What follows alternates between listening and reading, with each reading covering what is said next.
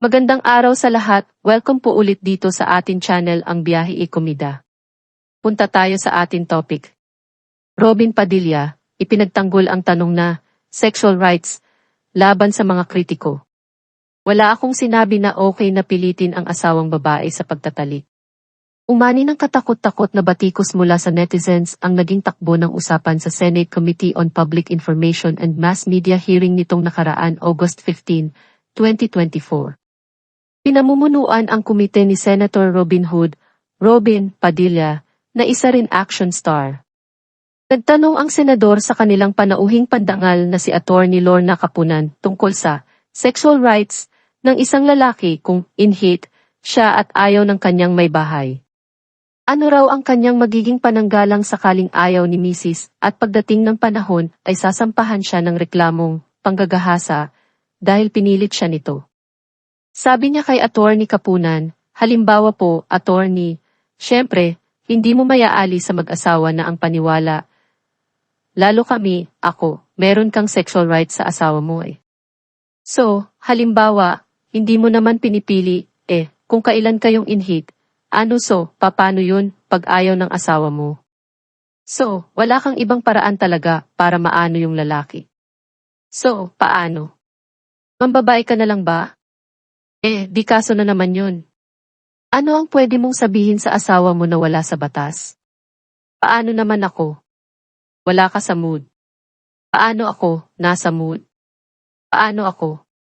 Na pwede niyang gawin na nasa batas na wala naman siyang. Wala kaming choice bigla, ganun na lang, matulog ka na lang. Ganoon ba? Malumanay na paliwanag ng abogado, kung minsan kasi, yun no naman ng babae, hindi naman arbitrary. For instance, pwede ka kagaya ng, yung instance na lasing yung asawa or under the influence of drugs at gustong makipagtalik sa asawa, Siyempre sa ganoong kalagayan, nagiging marahas. Hindi out of love. Sa kanyang Facebook page kagabi, August 16, 2024, nagpaliwanag si Robin tungkol sa kanyang pagpapakatotoo sa issue. Sangkot din sa kanyang paniniwala ang mga usapin kung ikaw ay isang Kristiyano o Muslim. Isang Muslim si Robin. Published as is, sabi niya, una sa lahat wala akong sinabi na okay na pilitin ang asawang babae sa pagtatalik. San po ba doon sa pagdinig? Pangalawa, ang sabi ko paano kaming mga lalaki na naniniwala sa sexual rights kapag kami ay in-hit. Hindi lasing. Hindi bayolente. Hindi sa ilalim ng impluwensya ng anumang mga gamot o alak. Plain love and lust. Pangatlo, bakit po namin nasabi na sexual rights? Ito po yun. Lumaki po ako sa Biblia. Malinaw po doon na ang babae ang nagpapasakop sa lalaki. Ang turo ni Pablo sa sex within marriage ay pambihira. Dapat daw ibigay ng mag-asawa sa isa't isa ang kanilang conjugal rights, una sa Corinthian 7:3. Ang bawat isa ay may karapatang mag-enjoy sa sex at obligasyon ng bawat isa na tulungan ang iba na mag-enjoy din sa sex. Ang parehong mag-asawa ay dapat tumanggap ng kagalakan at kasiyahan sa isang malusog na sexual na relasyon. Dapat tingnan ng mag-asawa ang kama ng mag-asawa sa paraang ang bawat asawa ay kapwa nagbibigay at tumatanggap sa sexual na pagsasama. Sa isang Muslim. Sa Islam, ang lalaki ay dapat makipagtalik sa kanyang asawa ayon sa kung ano ang nagbibigay kasiyahan sa kanya, basta't hindi ito makasasama sa kanyang pisikal o hindi siya makapipigil sa kanyang pagkikita ng kabuhayan. Obligado ang asawang lalaki na tratuhin ang kanyang asawa sa isang mabait at makatwirang paraan.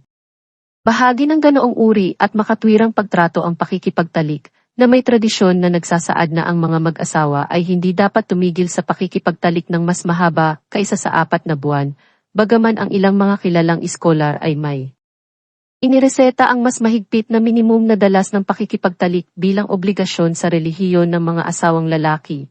Si Ibn Hazm ay nagtakda ng 1 beses sa 1 buwan at si Al-Ghazali ay nagtakda ng 1 beses sa bawat 4 na araw. Ayon sa ibang mga iskolar, walang limitasyon sa oras.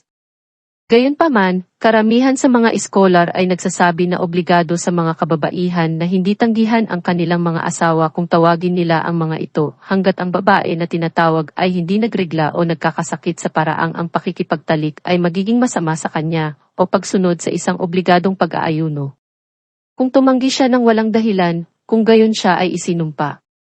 Kasunod nito ay ipinaliwanag ni Robin ang tanong niya tungkol sa pakikipagtalik.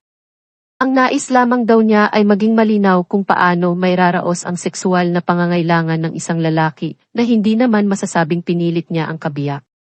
Dagdag niya, kayo po ay mambabatas din at palagay ko naman batid niyo ang ibig sabihin ng pagdinig hearing. Makikinig sa mga resource speaker. Paano ako makikinig kung hindi ako magtatanong? Paano sila magsasalita o magiging speaker kung ako ang magpapaliwanag? Bakit pa ako kumuha ng resource speaker? At nagtatanong po ako bilang ang guest ko ay lawyer, hindi pastor o imam. Siya ang makakasagot sa tanong ko kung ano ang sinasabi ng batas ng tao sa marital obligation. Hindi nga rape ang punto ko. Ang punto ay kung ano ang pwedeng gawin ng asawang lalaki para maging legal ang paghingi ng sex ng isang lalaki at hindi maging rape. Wala akong sinabi na ok ang pilitin ang babae. Hindi lahat ng tao ay makaestado.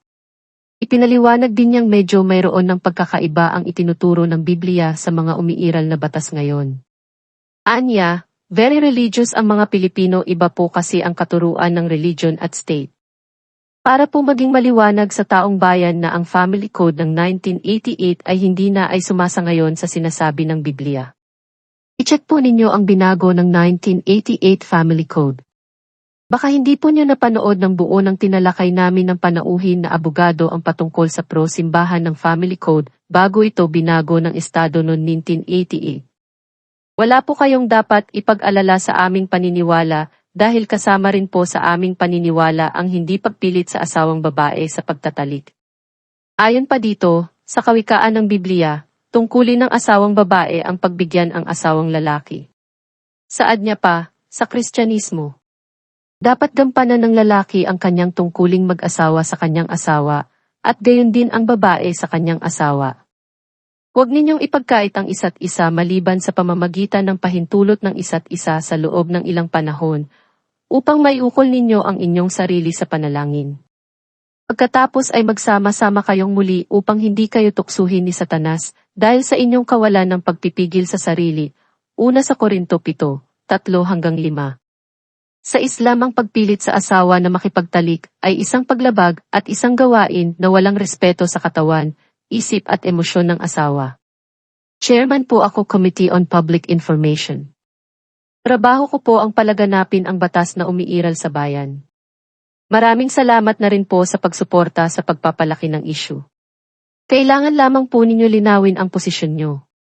Huwag po kayong mag-alala. Ako po ay may resolution din na in aid of legislation.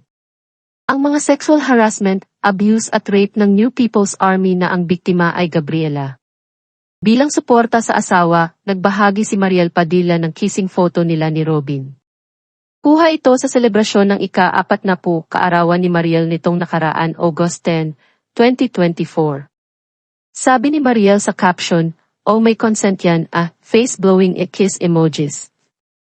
Nagkomento dito ang asawa at sinabing nag-iinit na siya. Sabi niya, "Hello baby, I'm in heat, fire emojis." Walang kaabog-abog na sagot ni Mariel, Robin Padilla, "It's a tie." Feeling ko hot, babaeng sumasayaw ng emojis.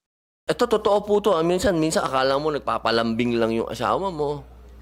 So, paano mo masasabi yung no is no? Akala mo lang nagpapalambing o... Mahirap po ma-distinguish kasi minsan ng babae. Minsan, parang ayaw pero gusto naman. May ganun. Ano po ba yun? Ano po ba ang kawawa naman kami? Ang depensa namin. O kung kami naman halimbawa ang wala sa mood, meron ba kaming karapatan magno? Mahirap paniwalaan, pero ako lalo, mahirap paniwalaan ako magno. Pero, paano pa pag nagno ako? Yung no means no applies to both genders. So pag sinabi ng husband, no, hindi siya pwedeng i-force nung asawa.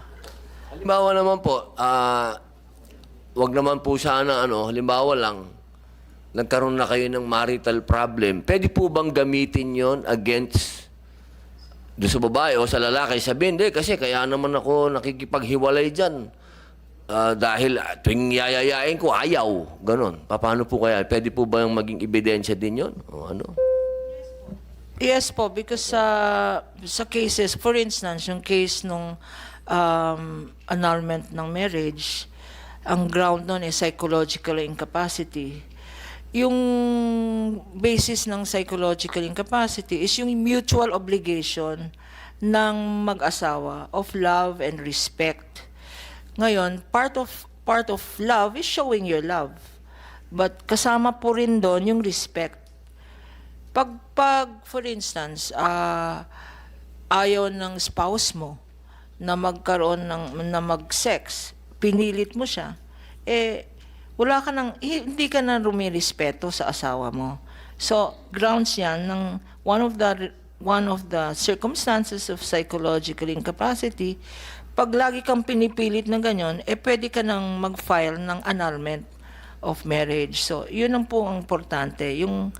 Kasi women's rights nga, or men's rights, or human rights nga, hindi po ba? So, respect the human body nga eh.